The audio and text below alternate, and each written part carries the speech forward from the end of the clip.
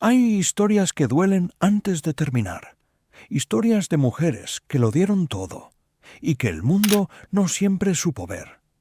Hoy vamos a descubrir la vida de una mujer que llegó al mundo cargando 2 pesos que muy pocos querrían llevar: ser pobre y ser negra en el México de los años 20.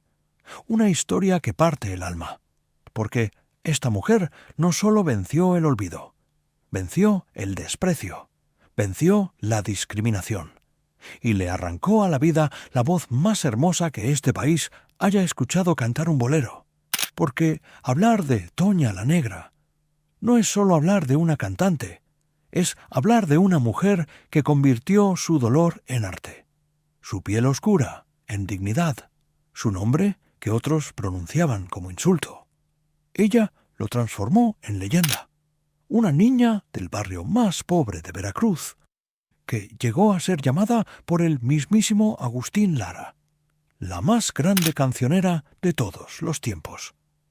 Pero detrás de esa voz de terciopelo, hubo matrimonios que se rompieron, un hijo que murió antes que ella, y una industria que prefería no ver su cara, mientras no podía dejar de escuchar su voz. Acompáñanos a conocer a la mujer que nació en el callejón del olvido y murió convertida en estatua de bronce. Quédate hasta el final, porque lo que viene es la historia de alguien que nunca debió haber sido borrada. Comencemos aquí en Fortuna Salvaje. Los orígenes. La niña del callejón que nadie veía. Antonia del Carmen Peregrino. Álvarez nació el 2 de noviembre de 1912, en el barrio de La Huaca, en el puerto de Veracruz. La llamaron Antonia por su abuela paterna, Antonia Reyes, y Carmen porque su madre la encomendó a la Virgen del Carmen desde que la tuvo en brazos. ¿Se imaginan ese momento? Una madre joven, en una habitación de madera, en un callejón de un barrio que ni siquiera estaba dentro de la ciudad amurallada, sosteniendo a su hija recién nacida y encomendándola a la Virgen. Quizá porque ya intuía que esa niña iba a necesitar mucha protección. Vale la pena preguntarse qué carga emocional llevan los niños que nacen en márgenes, los que nacen donde la ciudad termina, donde los nombres no aparecen en los periódicos, donde la dignidad se construye a pulso cada mañana. Quizá esa presión, esa urgencia de existir con fuerza, sea lo que después se convierte en arte. El barrio de La Huaca no era un barrio común. Era el lugar donde los esclavos africanos se habían instalado desde el siglo XVII, cuando llegaron encadenados a trabajar en el puerto de la Nueva España. Con el tiempo, aquel rincón se fue llenando de pescadores, trabajadores, migrantes de todo el estado, de desplazados de todos los orígenes. Era el hogar de los que no cabían en otro lugar. Y de ahí salió Toña, de ese barrio que olía a mar y a música, donde el danzón y el son jarocho no eran diversión, eran el idioma de la gente. Su padre, Timoteo Peregrino Reyes, era abridor de cajas en el puerto. Tocaba la guitarra. Fue él quien le puso la música en el pecho. Su madre, Daría Álvarez Campos, cantaba en las reuniones familiares. Toña tenía 4 hermanos y 3 medios hermanos paternos. Una familia grande, ruidosa, llena de música y llena de escasez. Hay un dato que muchos desconocen y que dice mucho sobre quién era Toña. Su abuelo paterno vino de Puerto Príncipe, Haití. Emigró a México en el siglo XIX. Eso significa que Toña cargaba en su sangre el Caribe, África y México al mismo tiempo. Era literalmente el cruce de mundos que haría grande a la música latinoamericana. Probablemente esa mezcla tan profunda de culturas y dolores fue lo que le dio a su voz una dimensión que ningún entrenamiento vocal podría haber fabricado. Hay voces que no se aprenden, se heredan y se sufren. Desde los 8 años. La pequeña Antonia ya cantaba, en fiestas familiares, en concursos de barrio, en las kermeses de la colonia, a veces sola, a veces a dúo con su amiga Celia Pacheco, pero siempre con esa voz que hacía que la gente dejara de hablar para escuchar. Su hermano Manuel, el negro peregrino, fue su primer maestro y su primer público. Juntos cantaban en las fiestas del barrio. Juntos descubrieron que la música podía sacarlos de la huaca, aunque fuera por unos minutos. Pero la vida en la huaca era difícil, muy difícil. Y los años de infancia de Toña estuvieron marcados no solo por la pobreza, sino por algo que cuesta trabajo contar. La discriminación. México de los años 20 no era un país que mirara con orgullo su herencia afrodescendiente. Al contrario, había una idea muy extendida de que lo europeo era elegante y lo negro era peligroso, salvaje, inferior. Una niña de piel oscura, del barrio más pobre del puerto, no encajaba en ningún sueño de progreso. Cuesta trabajo contar esto, pero hay que decirlo. Toña creció sabiendo que su aspecto físico iba a ser un obstáculo, que habría puertas que no se abrirían fácilmente para ella, que habría miradas que la juzgarían antes de escucharla, que le hace a una persona crecer en un mundo que la rechaza antes de conocerla. Quizá la endurece, quizá la hace más sensible. Puede ser que esa herida temprana sea exactamente lo que después convirtió su voz en algo que traspasaba las salas de cabaret y llegaba directo al corazón de quien escuchara. A los 15 años, Toña ya se había casado. Se llamaba Guillermo Cházaro Ahumada y era músico. Era lo que se hacía en esa época, especialmente si eras una joven de familia humilde. Te casabas joven. Tenías hijos joven, y dejabas de ser niña sin haberlo terminado de ser. A los 16 años, Toña ya era madre, y con un bebé de apenas 2 meses en brazos. Guillermo la llevó a la Ciudad de México, porque había una oportunidad, o eso parecía. El ascenso, el debut que cambió todo. El 16 de julio de 1929. Antonia del Carmen Peregrino. Álvarez debutó en el cabaret El Retiro, en la Ciudad de México.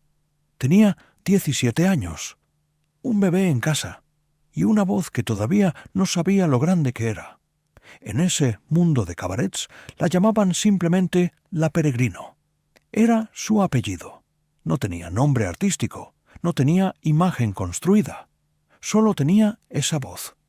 Pero esa noche de julio, entre el humo y los tragos del El Retiro, estaba sentado un hombre que cambiaría su historia para siempre. Don Emilio Azcárraga Vidaurreta, el hombre que construiría el imperio de la radio mexicana. Cuando escuchó cantar a aquella joven del puerto, supo de inmediato que tenía algo diferente, algo que no se fabricaba. Junto a Enrique Contel fue él quien le dio el nombre artístico. Toña la Negra. Hay quienes dicen que ese apodo fue un insulto, que era una forma de marcarla, de recordarle quién era y de dónde venía. Otros aseguran que fue simplemente descriptivo, una costumbre de la época. La verdad es que lo que otros usaron como etiqueta, ella lo usó como bandera. Hay algo muy poderoso en apropiarse del nombre con el que otros quieren herirte. Quizá Toña no tuvo otra opción, pero lo que sí tuvo fue la dignidad de convertir ese nombre en algo que hoy se pronuncia con respeto en toda América Latina. Pero el verdadero cambio llegó en 1932, cuando todo se transformó en una sola noche.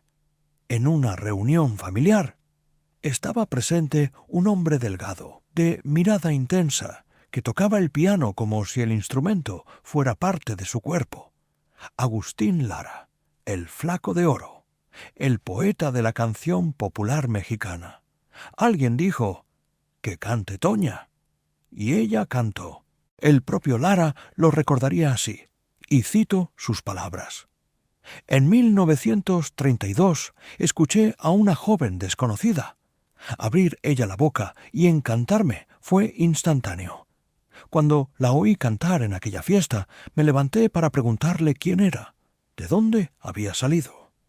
Me respondió que le decían Toña la Negra y que era de un barrio del puerto. Impresionado, la invité a comer al día siguiente para descubrir que había llegado una nueva musa a mi vida. Escribí Lamento Jarocho solo para ella. Desde ese momento, Lara y Toña formaron una de las alianzas más poderosas en la historia de la música mexicana. Ella se incorporó a la XEW, la voz de la América Latina, la radiodifusora más importante del continente, y en el programa La Hora Azul. La voz de Toña comenzó a viajar por todo México, por Cuba, por Argentina, por Venezuela, por cada rincón donde una radio estuviera encendida. Entre 1932 y 1945, Toña grabó canciones que se convirtieron en himnos. Enamorada, de Agustín Lara, en 1932. Lamento Jarocho, también de Lara, escrita para ella. Noche criolla, Oración Caribe, Palmera, La Clave Azul, La Cumbancha, Veracruz. Cada una de esas canciones era como una ventana abierta al mar, y la voz de Toña era el viento que entraba por esa ventana. Resulta fascinante, psicológicamente, que la primera gran colaboración entre Lara y Toña fuera precisamente Lamento Jarocho. Un lamento, una canción de dolor. Como si el arte más auténtico de Toña no pudiera separarse del sufrimiento que ya conocía desde niña. Pero el ascenso no fue fácil, nunca lo es. Y en el caso de Toña, había una sombra que la acompañaba a todas partes. Se decía en los círculos artísticos que algunos productores dudaban de presentarla en ciertos escenarios. No por su voz, por su aspecto. El México de la época dorada del cine tenía sus propios cánones de belleza, y Toña no los cumplía. Algunos locales de moda en la capital preferían cantantes de piel clara, más presentables, decían. La radio fue, curiosamente, su gran aliada, porque la radio no tenía cara, solo tenía voz. Y la voz de Toña no tenía competencia. Puede ser que, si Toña hubiera nacido en otra época, con otra industria, con otros medios, su carrera habría sido diferente, pero quizá también menos profunda. Hay artistas que la adversidad los moldea de una manera que el éxito fácil jamás podría. Vida personal. Amores, silencios y la discreción de los que saben guardar sus heridas. Toña la Negra nunca fue noticia de escándalo. Y eso, en el mundo del espectáculo de los años 30 y 40, era casi un milagro. Llevó toda su vida personal con una discreción que hasta sus colegas admiraban, lejos de los reflectores, lejos de los chismes, como si supiera que su mayor fortaleza era la intimidad. Tuvo 2 matrimonios. El primero con Guillermo Cházaro Ahumada, el músico que la trajo a la Ciudad de México. Con él tuvo 3 hijos. Ramón, nacido en 1932.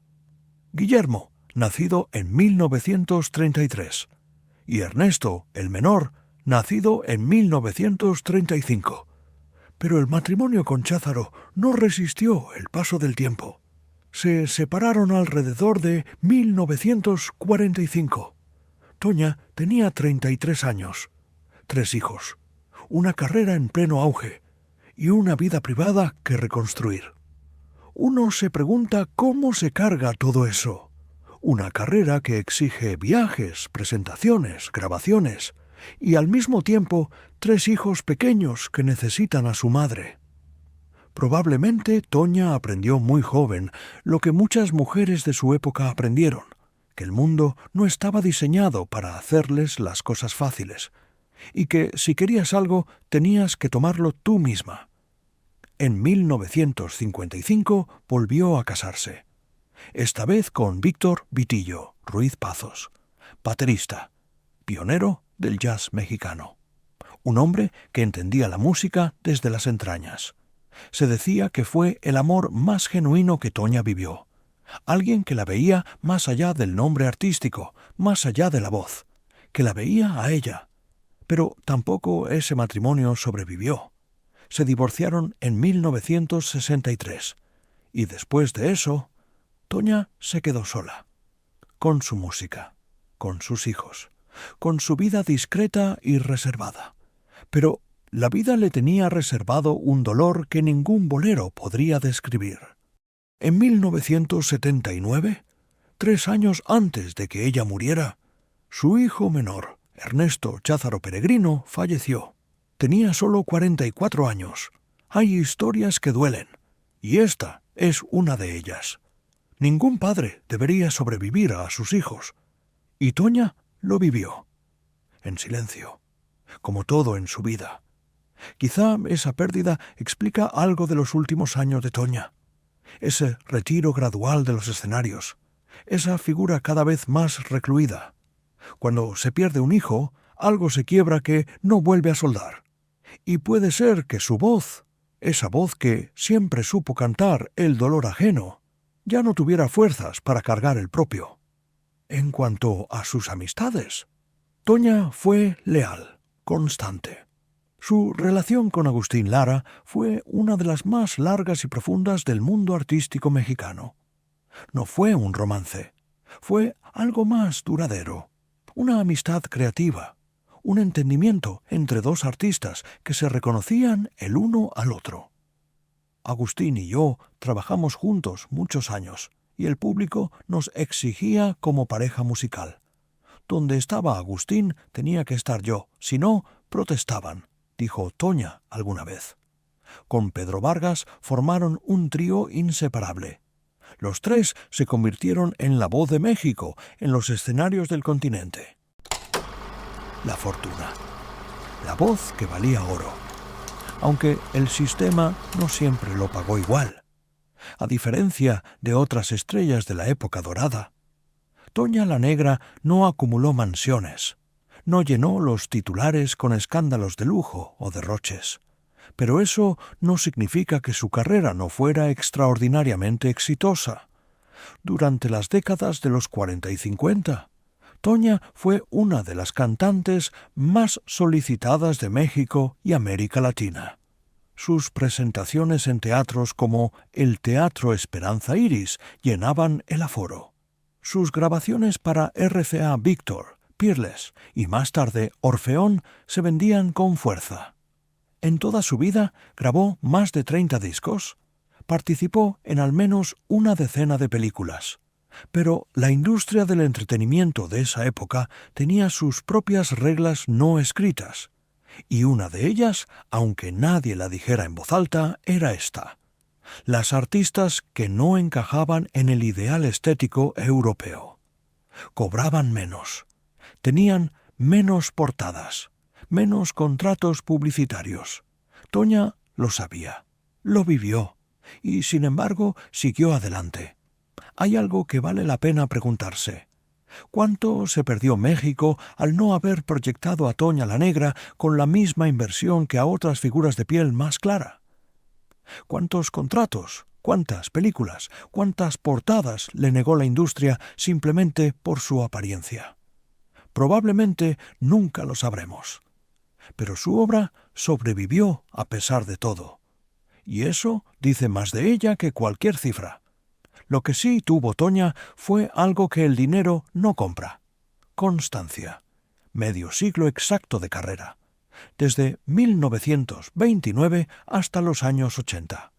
Entre 1945 y 1980 realizó giras por Cuba, Argentina, Estados Unidos, Colombia, Venezuela y toda América Central. En ocasiones cantó al lado de Celia Cruz, la reina de la salsa y la sensación jarocha. Dos mujeres afro-latinoamericanas que se reconocieron la una a la otra. En 1974 grabó 2 canciones con la legendaria Sonora Matancera, la orquesta cubana más importante del siglo XX. Una colaboración que cerró el círculo de su herencia caribeña. Vivió en la Ciudad de México con una vida modesta. Lo que buscaba no era lujo, era estabilidad. Era poder criar a sus hijos. Era poder cantar. Y eso lo logró, con creces. El logro histórico. La primera voz negra en la televisión mexicana. El 20 de junio de 1953, Toña la Negra hizo historia. Fue la primera vez que aparecía en la televisión mexicana, en un programa dedicado a la música del país.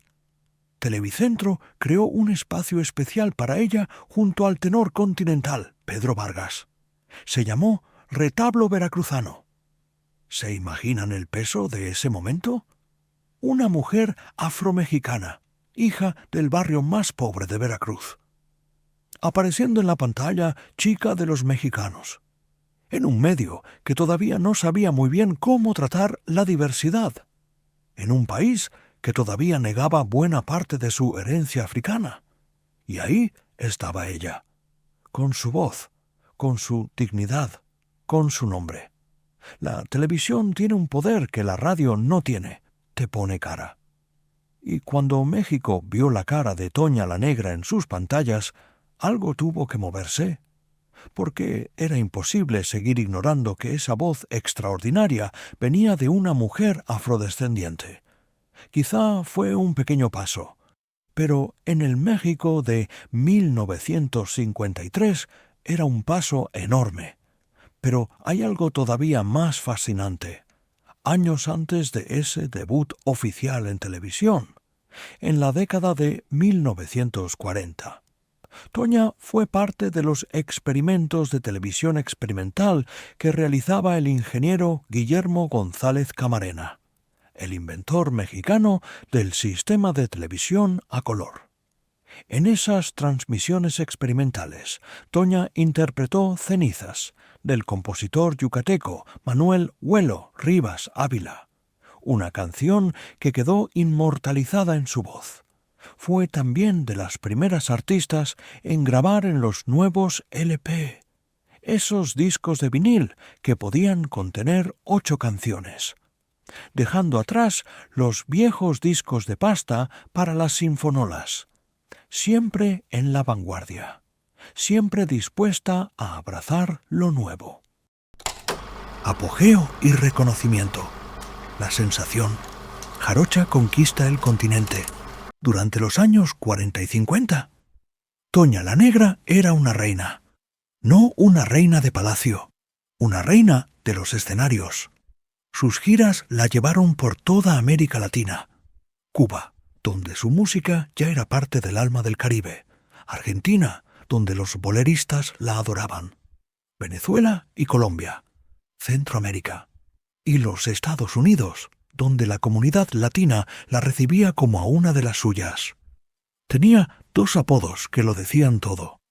La sensación jarocha, porque nunca olvidó de dónde venía, porque Veracruz estaba en cada nota que cantaba, y la madre primordial de los boleros, porque antes de que el bolero fuera lo que es hoy, antes de que se convirtiera en el género que define el alma romántica de México, Toña ya estaba ahí, dándole forma, dándole voz, dándole profundidad. El gran Agustín Lara, que fue avaro con los elogios, la describió así: la más grande cancionera de todos los tiempos, con un estilo personalísimo, con la fuerza de su expresión y el terciopelo de su garganta privilegiada. No hay elogio más alto, no de ese hombre, no de ese poeta. En las películas también dejó huella. Su primera aparición en el cine fue en 1934, en Payasadas de la vida, dirigida por Miguel Zacarías. Después vino Así es mi tierra, Águila o Sol, La mulata de Córdoba. con argumentos de nada menos que Xavier Villaurrutia. Humo en los ojos, Callejera, la rebelión de los fantasmas. En 1944 compartió escenario con nada menos que María Félix. En la película La mujer que yo amé. Dos mujeres extraordinarias, dos temperamentos opuestos. Toña, discreta y profunda. La doña, explosiva y brillante. Pero las dos, irresistibles. Y en 1958 apareció en Música de Siempre, junto a Agustín Lara, Tongolele, Edith Piaf y Germán Valdés. Edith Piaf, la voz más grande de Francia, en la misma película que Toña la Negra, la voz más grande del Caribe mexicano. Dos mujeres que entendían el dolor de una manera que muy pocos artistas han podido capturar. El mito y la verdad, lo que México nunca quiso reconocer. Durante décadas circuló una historia incómoda, que a Toña la Negra le cerraron las puertas de muchos espacios importantes, no por falta de talento, sino por el color de su piel. Y hay quien dice que eso es exagerado, que en esa época el arte era más democrático, que México nunca fue racista. Pero los hechos cuentan otra historia. Mientras artistas de piel clara protagonizaban películas tras películas y llenaban portadas de revistas, Toña, con una voz que nadie cuestionaba, aparecía en roles secundarios, como cantante de ambiente, como figura de fondo, nunca como protagonista. Agustín Lara podía llenar el Palacio de Bellas Artes. Pedro Vargas cruzó el Atlántico con su voz. Toña, que era la favorita del propio Lara, nunca tuvo la misma proyección. ¿Coincidencia? Quizá, probablemente no. Vale la pena preguntarse qué tan diferente habría sido la historia si México hubiera celebrado a Toña la Negra con la misma fuerza con que celebró a sus contemporáneos blancos. Si hubiera habido una película protagonizada por ella, un gran documental de su época, una portada memorable. El talento estaba, la voz estaba. Lo que faltó fue que el sistema la viera como igual. Sin embargo, hay algo que el sistema no pudo quitarle: el amor del público. Porque el público no mentía. Cuando Toña cantaba Angelitos Negros, esa canción que habla de los niños negros que los pintores olvidan poner en sus cuadros, el silencio en las salas era absoluto. Porque la gente entendía, o sentía, que esa mujer no solo cantaba una canción, cantaba su propia vida. El declive. Los años del silencio. Los años 70 llegaron con cambios que Toña no pudo ignorar. La industria musical se transformaba. Los boleros ya no mandaban. Llegaba el rock en español, la balada romántica, nuevas generaciones de artistas. El mundo que Toña había construido con su voz estaba cambiando. Y a eso se sumó algo más difícil de cargar: los problemas de salud. Con los años, Toña fue alejándose gradualmente de los escenarios. Su peso había aumentado. Su salud era frágil. Las grabaciones se volvieron menos frecuentes. Las giras, imposibles. En 1979, la muerte de su hijo Ernesto la golpeó de una manera que no hay palabras para describir. Los que la conocían decían que ya no era la misma, que algo se apagó en ella. Puede ser que el cuerpo también canta el dolor, que los problemas de salud de los últimos años de Toña no fueran solo físicos. Cuando se pierde un hijo, cuando la industria que construiste ya no te llama, cuando el mundo que conociste ha cambiado, el alma se cansa, y quizá el cuerpo también. Se fue retirando a una vida tranquila, visitas a amistades, momentos en familia, memorias de medio siglo de música. Pero su voz nunca dejó de sonar, en las radios, en las sinfonolas, en los hogares donde alguien ponía un disco y cerraba los ojos. Los últimos días, el último silencio de una voz eterna.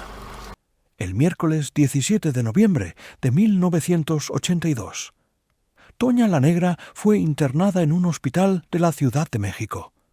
Problemas cardiovasculares. Tenía 70 años. 2 días después, el viernes 19 de noviembre de 1982, Antonia del Carmen Peregrino Álvarez falleció a los 70 años de edad. La causa fue un paro cardiorrespiratorio. Murió en la Ciudad de México, la misma ciudad a la que llegó con 17 años, un bebé en brazos y una voz que no sabía todavía lo grande que era. Hay algo profundo en que una mujer que vivió su vida con tanta discreción haya muerto también discretamente, sin escándalos, sin grandes titulares, como si hasta en la muerte Toña hubiera elegido el silencio antes que el ruido. La noticia recorrió México y América Latina. Las radios interrumpieron su programación. Los programas de televisión dedicaron espacios especiales. Músicos, actores, compositores expresaron su dolor. Agustín Lara había muerto 12 años antes, en 1970. Pedro Vargas sobreviviría a Toña, pero esa tarde del 19 de noviembre, el mundo de la música mexicana quedó un poco más vacío. Sus restos fueron llevados al Panteón Jardín de la Ciudad de México, en la sección de artistas, el lugar donde descansan los que dieron su vida al escenario, y el municipio de Veracruz, su ciudad natal, erigió una estatua en su honor, en la avenida Ricardo Flores Magón, frente al barrio de La Huaca, frente al callejón donde nació, que hoy lleva su nombre. El legado, la voz que el tiempo no puede borrar. Toña la Negra dejó más de 30 discos, más de 10 películas, medio siglo de carrera, y una presencia en la memoria colectiva latinoamericana que ningún archivo puede medir. En 1993, 11 años después de su muerte, el director alemán Christian Bodisson rodó un documental sobre ella, con testimonios de su ex-esposo Víctor Vitillo Ruiz Pazos y de quienes la conocieron, porque su historia merecía ser contada. En 1995, el Servicio Postal Mexicano la incluyó en la serie de sellos Leyendas de la Radio. Su rostro impreso en millones de sobres, viajando por todo el país. En 2007, casi 30 años después de su muerte, Toña la Negra apareció como personaje en la película Arráncame la vida, basada en la novela de Ángeles Mastretta, interpretada por la gran Eugenia León, porque hay figuras que la ficción necesita para entender su época. Probablemente Toña la Negra no entendió del todo, en vida, la magnitud de lo que dejó. Así suele pasar con los grandes. Viven su oficio, cantan sus canciones, cargan sus dolores.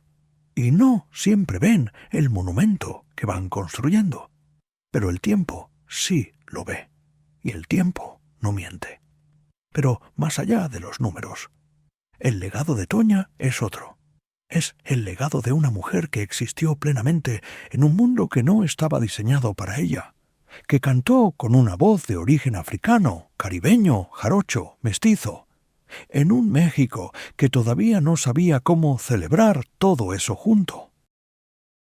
Es el legado de una artista que demostró que la discriminación puede intentar cerrarte puertas, pero no puede silenciarte, si tu voz es suficientemente poderosa, si tu arte es suficientemente profundo, si tu historia es suficientemente verdadera.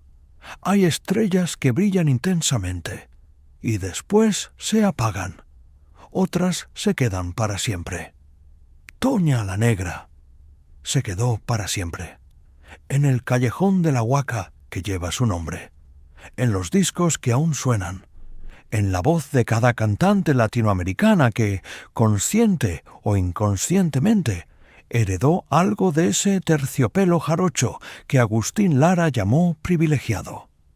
Y en la pregunta que México todavía se debe a sí mismo, ¿cuántas Toñas más hubo? ¿Cuántas voces se perdieron porque el sistema no supo o no quiso escucharlas? Y esta historia de una voz que nadie pudo silenciar, nos recuerda que el talento no tiene color, que el arte no tiene barreras, y que los que intentaron poner a Toña en un segundo plano, hoy solo son nombres olvidados, mientras ella tiene una estatua y un callejón con su nombre, y canciones que siguen sonando. Pero hay otra vida que necesita ser contada, otra leyenda que merece ser recordada. En el próximo video descubriremos la vida de Sara García, la abuelita de México, la mujer que hizo llorar a generaciones enteras, sin nunca haber sido su abuela, la actriz que, con 14 dientes menos, logró lo que ningún actor con sonrisa perfecta pudo lograr, que México la adoptara como familia, porque mientras alguien recuerde, los grandes nunca mueren. Nos vemos en el próximo video.